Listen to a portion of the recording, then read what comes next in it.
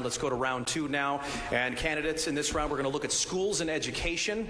And Jeff Cole kicks off this round with a question for Jeff Brown. My question again is for Jeff Brown. I guess you are the serial seller, as you've been referred to here. Your business success is one of the reasons, sir, you've argued you're ready to lead. The district budget, I think, is about $4 billion.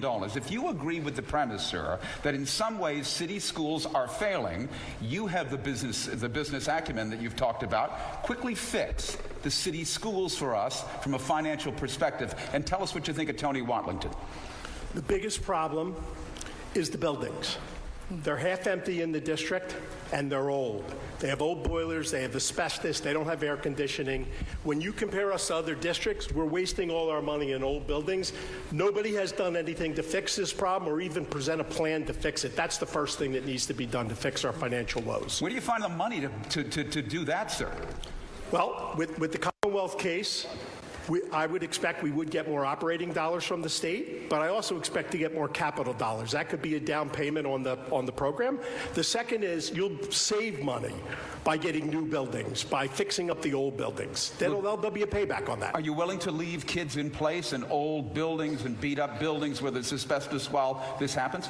No, but we got to decide what buildings need to close, because let's not spend money on a building that needs to close and be knocked down. So let's prioritize based on what makes sense. My next question is for Helen Gim. Ms. Gim, there is probably no candidate on this stage more affiliated and better known with education than you.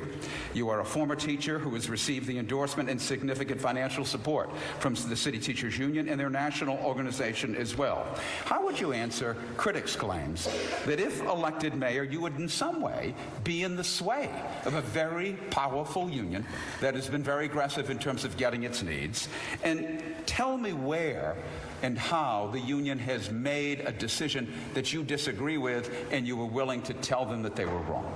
So let me be clear that I am running for mayor to finish a job I started more than 30 years ago when I was a teacher in our public school classrooms, and I knew that our kids deserve so much better.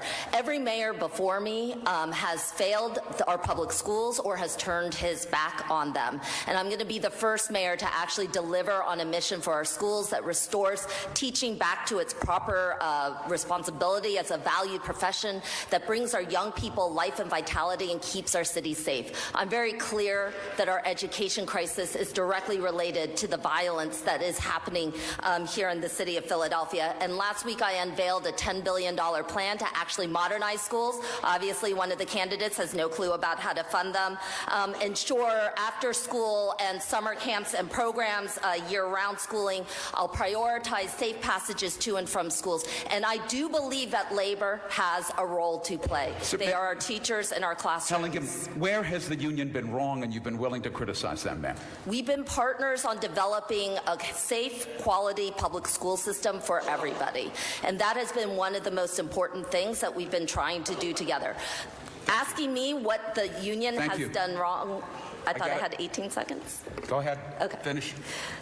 Asking, making it clear that right now, when we've got 1,000 vacancies in our schools right now for teaching, we need to be working in partnership with our educators to make sure that we restore teaching back. But I'm very clear that, when Lower Merion is building $140 million for a public middle school for kids, I'm not leaving our kids behind. Derek Green. Mr. Green, recently, several city schools once again have been closed, some temporarily, others longer when asbestos was found, forcing some students to learn online once again. This has been a significant and ongoing problem in buildings averaging about 70 years old. Do you believe the district and city leadership has failed on this issue, abandoning students, and what would you do to quickly remedy this? Well, clearly the school district has failed leadership by using our tax dollars to sue the city to not implement the legislation I put in to get rid of asbestos. Running for mayor is not about finishing a job where you write your own job description or expecting money to come from the Commonwealth. It's knowing how the city and nation works. As a former national leader of Democratic municipal officials, I know we have a $1.2 trillion bipartisan infrastructure law, hundreds of millions of dollars available for asbestos that we can bring into the city of Philadelphia to address that issue. We can also build new schools. That's what I saw through my national leadership, like in Baltimore, a 21st century Baltimore plan, where we worked a lot of different partners coming together together to redo our schools so we can build new schools, get rid of asbestos, and that's what we'll do in a green administration. And that's what I'll do as the 100th mayor of our city. Mr. Green, I think the school district sued because it believed it would force them to shut down schools and have no places to put kids. That's why they've come after them. Well, no, what the school district did, they failed to partner and participate with city council and then came back to city council to ask for more money. If they said simply, we need more time to deal with this issue as we work with the health department and law department, they would have not sued the city. All right, thank you very much. Our conversation continues with education. Thomas Drayton. Once again, Jason, thank you. Continuing the conversation here, Mr. Brown, Amen Brown. As mayor, your job will be to appoint members of the Board of Education. Some argue that the members are beholden to the mayor and not to the public, accountable. Do you agree with that assessment, and would you be willing to let it go and offer up an elected board? No, I don't. I do not support elected board. I support the mayor appointing, but I also support a school board that reflects the students. So if we have 35 to 40% charter school students, I think that the school board needs to reflect charter school supporters. What grade would you give the current board now? I give them a C. A C. A C plus, yes. What needs to change? I think that they need to be more involved in the communities, and they need to physically experience what the children go through, because it is impossible for our children to learn in these current conditions.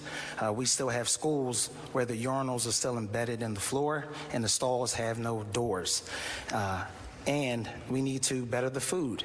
And I remember when I was a kid, I depended on school for heat and meals because of my living situation and what my environment was like.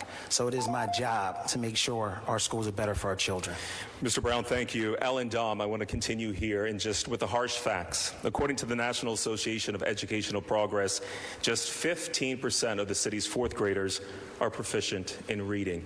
Who ultimately bears the responsibility for failing school system, and what grade would you currently give the current system? I think it's the mayor has the ultimate responsibility because the mayor appoints the school board. And I would say this, we need to support those to get them better reading proficiency than they are right now. But on the schools in general, I've been a big supporter of teaching from K through 12, financial literacy, teaching technology K through 12, and teaching entrepreneurship K through 12. And in high school, allowing students in 9th, 10th, 11th, and 12th grade the opportunity to go to school 4 days a week, and on the 5th day, work in a job, get credit, get paid, probably get a summer job, and in today's economy, many employers will say, hey, Alan, I know you're working on Monday. Can you come in Tuesday through Friday after school and work? Cristo Rey High School does this at 17th and Allegheny. Last year, they graduated 99% of their students, and 100% of that 99% were admitted to college. It's something that works really well. So I would say we need to implement that in our public school system. So once again, what grade would you give the current system? The grade I'd give the current system is probably a C, and I'll tell you why. 22 years ago, high school graduation rates were at 50%. Today, they're at 75%. Not where we want them to be, but we have made some progress. All right, thank you very much. Sheba Russell on education. My first question is for Rebecca Reinhardt. Rebecca, parents, teachers, and students have been very critical of the school district's lottery system, which allows qualified students, and I'm going to put a air quote over qualified students, to be admitted to criteria-based schools. We've heard stories of kids losing sleep over this whole process, anxious about whether they'll even get into the lottery, and once they are in the lottery, whether they will get picked. As mayor, would you loosen the requirements? Would you call for an end to the system? How would you ensure a fair admissions process? So as mayor, public education is incredibly important to me. My daughter is in 7th grade in the public school system here in Philadelphia. The lottery system, as it was enacted by the school board, was random and is not fair. It is going to try to address, though, it has tried to address the equity issue, the lack of equity, but you can't fix equity with a lottery. What you need to do to fix equity is to fix the overall school system. And as mayor, I would work to do that. I would appoint a school board that shares my vision for accountability and for transformation of the schools. And I would make sure that my mayor's Office of Education was talking and dealing with the school district and school board every day to hold people responsible. So that's the way to get improvement in our schools overall. And we have to improve the neighborhood schools so everyone's not trying to get into these special schools. Thank you. Sherelle, as a former English teacher, you know better than anyone else that Philly is facing a teacher shortage, right? The district is now seeking to hire nearly 1,000 teachers, principals, school workers for the next school year. How would you, as a former teacher, urge the school board to actively work to recruit more teachers? What tactic has not been tried that you believe would be helpful in bringing more teachers to Philadelphia? I'm not just going to tell you what we can do, I'm going to tell you how we can get it done. First, we have to use an intergovernmental approach. The Commonwealth of Pennsylvania is responsible for providing a thorough and efficient public education.